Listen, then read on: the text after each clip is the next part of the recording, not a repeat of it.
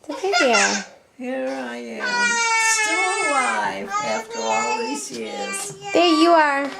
And these are my great-grandchildren. Not Yeah. my grandchildren, my great-grandchildren. You have so many great-grandchildren. You have Yeah. 5.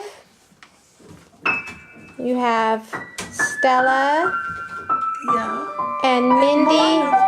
That's Stella. Mindy, Liam, and Evie, and Gabriel. Gabriel, yeah. I never think of Gabriel as a grandchild because he's so old. You mean the great-grandchild? Yeah. I never... Gabriel is a grandchild. Wait a minute. What is Gabriel? He's a grandchild. He's a to me. great-grandchild. He's your great-grandchild. And these are my great-grandchildren. Yeah. Wow. Who never thought I would live so long? So what are the wisdom about living really long? No wisdom at all. You know, we were 3 girls, and of the 3 girls, I worked the hardest. I'm not kidding. I was the oldest, and I went to work as soon as I got out of high school and took my piano lessons at the same time.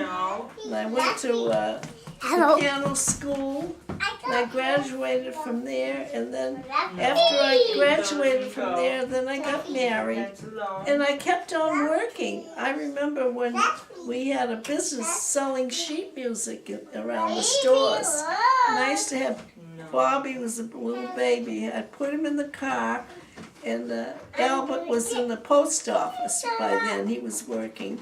So I would go around from store to store, all around the South Shore and the North Shore, stores that had no access to buying music. And I would put music in their store, and then 2 weeks later I would go, and if I put in 100 sheets of music, and when I came back there were 90, they paid for 10 that they sold.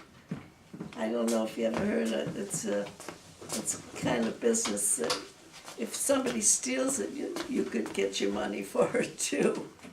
So it was, that's how we had extra money. We always had extra money in the house. Because, although I didn't work as hard as Albert did, but Albert also was working, selling music around the different stores around the South Shore, and a few in the North Shore, because most of those stores down there, Boston was too far for them to go and pick up the music. So that's how we got into the business. And I remember when Albert couldn't go, I would put the kids in the car, and I would do the route. And Bobby and Tommy would be sitting in the car. I'd make them sit. Sometimes they'd get out, but then I'd make them sit in the car until I came out, and we'd collect the money. So it was hard. I mean, we really worked hard. Albert worked really hard because besides the music business, he was a writer, a sports writer for the Brockton Enterprise and the Rockland paper. He would write the sports, and they would pay him. Every time they had a ball game, he would write the sports about it, and he would pay for it. So we always had a little extra money from that, from selling the music. We always had extra money that we didn't have time to spend. Well, now everybody's very musical.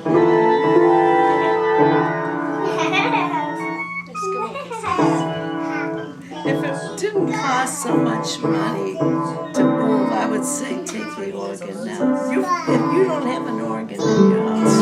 No, but it's okay. I mean, we've got the piano and we've got some keyboards. Yeah. Oh, Evie, careful.